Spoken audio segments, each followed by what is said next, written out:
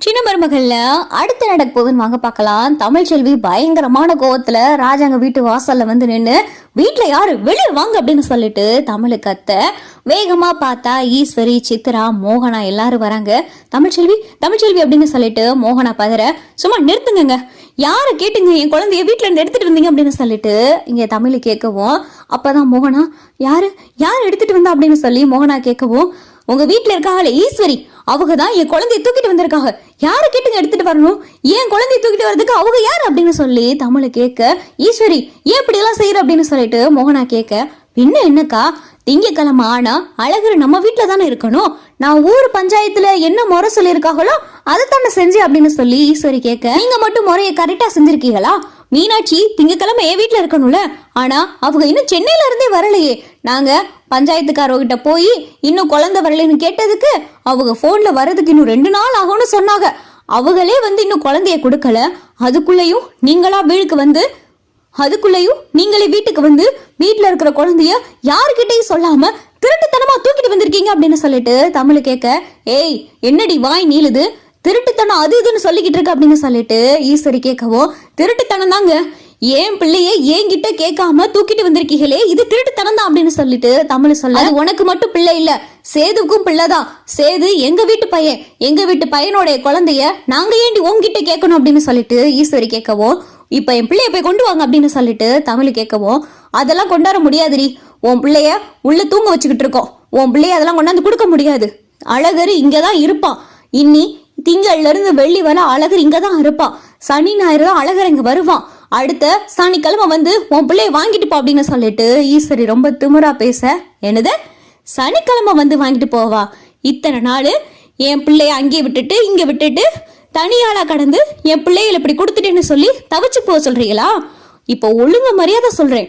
உங்களுக்கு அவ்வளவுதான் மரியாதை, என் பிள்ளைய போய் ஒழுங்கா தூக்கிட்டு வாங்க அப்படின்னு சொல்லிட்டு ஈஸ்வரி கிட்ட தமிழ் ரொம்ப கோமா பேச, முடியாதுடி, உன்னால என்ன செய்ய முடியுமோ செஞ்சுக்க அப்படின்னு சொல்லிட்டு ஈஸ்வரி சொல்ல, உங்ககிட்டலாம் ரொம்ப பொறுமையா மரியாதையோட பேசிக்கிட்டு இருக்கீல, என்னைய சொல்லணும், இப்ப குழந்தைய நீங்க போய் எடுத்துட்டு வரீங்களா இல்ல நான் போய் உள்ள தூக்கிக்கிறட்டா அப்படின்னு சொல்லிட்டு தமிழ் கேட்க, எங்களை மீறி நீ போயிருவியாடி, எங்க போய் தான் பாரு அப்படின்னு சொல்லிட்டு ஈஸ்வரி சொல்ல, தமிழ்ச்செல்வி பார்த்தா இத்தனை நாள் ராஜாங்க வீட்டுக்குள்ள போகாம இருந்தாங்க, சொன்ன வாக்க மீறணும் அப்படின்றதெல்லாம் தமிழுக்கு தோணல, உள்ள குழந்தை இருக்கு, குழந்தைய மட்டும் தூக்கணுன்றதுதான் தமிழுக்கு தெரியுது, தமிழ் வாசப்படியில கால் எடுத்து வைக்க ஈஸ்வரி பார்த்தா கைய வச்சு மறைக்குது, தள்ளு அப்படின்னு சொல்லிட்டு இங்க தமிழ் பார்த்தா ஈஸ்வரியை பிடிச்சு தள்ளி விட்டுட்டு உள்ள போய் குழந்தைய தூக்கிக்கிட்டு விறுன்னு வெளியே வராங்க, உனக்கு அவ்வளவுதான் மரியாதை, ஏன் பிள்ளை வீட்டுல இருந்த பிள்ளைய யார்கிட்டயும் சொல்லாம திருட்டுத்தனமா தூக்கிட்டு வந்தது மட்டும் இல்லாம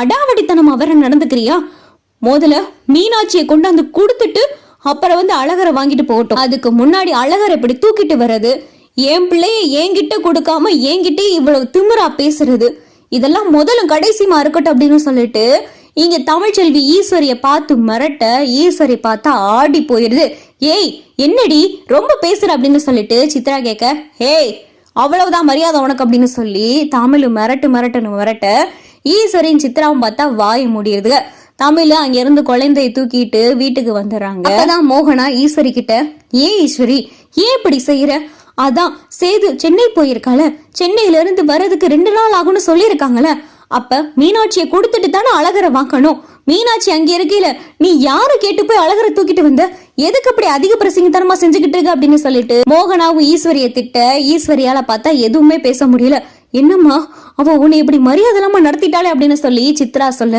இவளை சும்மா விட மாட்டேன், இந்த சேதுக்கு முதல்ல போன் பண்றேன் அப்படின்னு சொல்லிட்டு வேகமா பார்த்தா ஈஸ்வரி சேதுவுக்கு போன் பண்ணுது, சினிமா அப்படின்னு சொல்லி சேது கேட்க ஈஸ்வரி பார்த்தா அழுக ஆரம்பிச்சிருது, சினிமா என்னாச்சு சினிமா, எதுக்கு சினிமா அழுகுறீங்க அப்படின்னு சொல்லிட்டு சேது பாதற, இந்த தமிழ்ச்செல்வி இருக்காளப்பா, இந்த தமிழ்ச்செல்வி அப்படின்னு சொல்லிட்டு ஈஸ்வரி சொல்லவும், ஆமா அவளுக்கு என்ன அப்படின்னு சொல்லிட்டு சேது கேட்க, நான் போய் அழகர் திங்கக்கிழமை நம்ம வீட்டுல தானே இருக்கணும், அழகரை போய் தூக்கிட்டு வந்துட்டேன்பா, அதுக்கு இங்க வந்து எவ்வளவு ஒரு அடாவடித்தனம் பண்ணிட்டா தெரியுமா, என்னை மரியாதை இல்லாம பேசி நீ பிடிச்சி தள்ளி விட்டுட்டாப்பா அப்படின்னு சொல்லிட்டு ஈஸ்வரி சொல்ல, என்ன சினிமா சொல்றீங்க அப்படின்னு சொல்லி சேது பதற, ஆமா சேது நீ அவளை சும்மா விடக்கூடாது அப்படின்னு சொல்லிட்டு ஈஸ்வரி சொல்லவும், சின்னம்மா நான் எதா இருந்தாலும் அங்கே வந்து பேசுறேன் சின்னம்மா அப்படின்னு சொல்லி சேது சொல்ல, ஆமாப்பா நீ எம்பிட்டு சீக்கிரம் வருவியோ அவன்ட்டு சீக்கிரமா வாப்பா அப்படின்னு சொல்லி ஈஸ்வரி சேது கிட்ட சொல்ல, சரின்னு சொல்லிட்டு சேதுவும் பார்த்தா போனை வச்சுறாரு.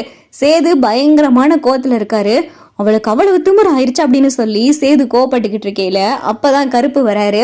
என்ன மாப்பிள்ள என்னாச்சு, ஏன் ஒரு மாதிரியா இருக்கு அப்படின்னு சொல்லி கருப்பு கேட்க, மாமா அந்த தமிழ்ச்செல்விக்கு நாளுக்கு நாள் திமிரு அதிகமா போச்சு அப்படின்னு சொல்லி சேது சொல்ல, ஏன் என்னாச்சு அப்படின்னு சொல்லி கருப்பு கேட்க, அந்த தமிழ்ச்செல்வி ஈஸ்வரி சின்னம்மா அழகரை போய் தூக்கிட்டு வந்திருக்காங்க, அதுக்கு சின்னம்மாவை மரியாதை இல்லாம பேசியிருக்கலாம், சின்னம்மா பிடிச்சி தள்ளி விட்டுருக்கலாம் அப்படின்னு சொல்லிட்டு சேது சொல்லவும், சின்னம்மா செஞ்சதும் தப்பு தானே. மீனாட்சி சொல்ல போனா இன்னைக்கு தமிழ் வீட்டுலதான் இருந்திருக்கணும், ஆனா மீனாட்சி இங்க சென்னையில இருக்கு. அப்ப அழகர் அங்கேதானே இருக்கணும், மீனாட்சியை கொடுத்துட்டு தானே அழகரை வாங்கணும். யாரா இருந்தாலும் முரண் ஒண்ணு இருக்குல்ல சேது, அது எப்படி சேது உன் பக்கம் இருக்கிற தப்ப மறைச்சு அப்படி உங்க சின்னம்மாவுக்கு ஏத்துக்கிட்டு பேசுற? மீனாட்சி அங்கே இருந்து அழகரும் அங்கே இருந்தா அழகரை போய் இவங்க தூக்கிட்டு வரலாம். மீனாட்சி நம்ம கையில இருக்கு, மீனாட்சி இங்க வச்சுக்கிட்டு அழகரை போய் திங்கக்கிழமை முறைப்படி இங்கதான் இருக்கணும் வலுக்கட்டாயமா தூக்கிட்டு வர்றது பத்தாவதுக்கு உங்க சின்னம்மா யாருக்கிட்டையும் சொல்லாம குழந்தைய திருட்டுத்தனமா வேற தூக்கிட்டு வந்திருக்கு. இதெல்லாம் தெரிஞ்சா தமிழ் சும்மா விடுமா? நானும் எல்லாம் கேள்விப்பட்டேன்பா.